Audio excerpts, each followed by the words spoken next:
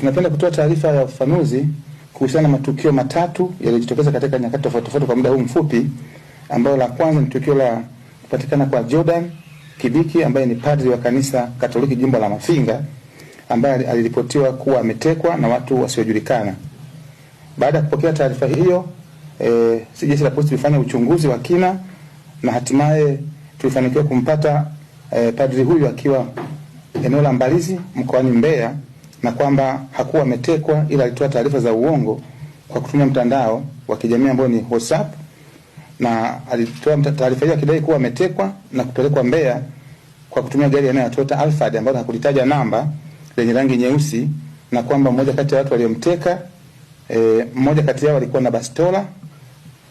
Lakini pia mtuhumiwa katika mazingira hayo, yeye gari lake alitelekeza. Alikuwa na gari aina ya Harrier lenye namba T330 DRJ. Gari hilo alitelekeza, tulilikuta kwenye ufuatiliaji, lilikuwa eneo la South Hill kwenye ule msitu likiwa pale.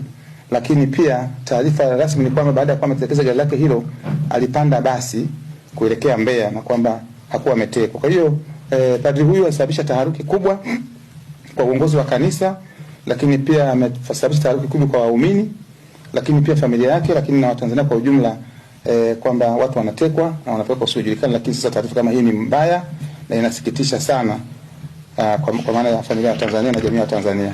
Lakini uchunguzi wa hali ubaini kuwa padri huyu alikuwa anakabiliwa na madeni makubwa baada ya kukopa fedha kutoka kwa watu mbalimbali na kushindwa kuzirudisha, na kwamba fedha hizo alikuwa akizitumia kufanya biashara mtandaoni kupitia kampuni itwayo eBay.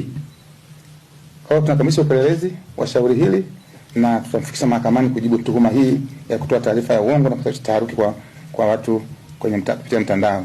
Kama tunavyozungumza, tunafikisha mahakamani. Wale ambao wanakuja kwenye anga zetu tunapeleka mahakamani na hatua lazima zichukuliwe, na kwamba tunashauri pia uongozi kupitia haya madhehebu, kama ni makanisa, kama ni misikiti, basi tutafitiana na sisi tuone, kwa sababu yawezekana wengine wanafanya haya hatujawabaini, lakini na sisi wenyewe tuchunguze tuone nani msafi nani sio msafi, ili tujenge jamii ambayo ni salama. Sasa mtu anakwenda kutubu kwa padri, huyo padri mwenyewe ana dhambi ambazo zinazidi hata zile za mtu anazokwenda kutubu. Huyu mtu mmoja ambaye tumembaini, basi tunamnyofoa ili tubaki na mapadri ambao ni waadilifu, ambao kweli ni watu wa imani ambao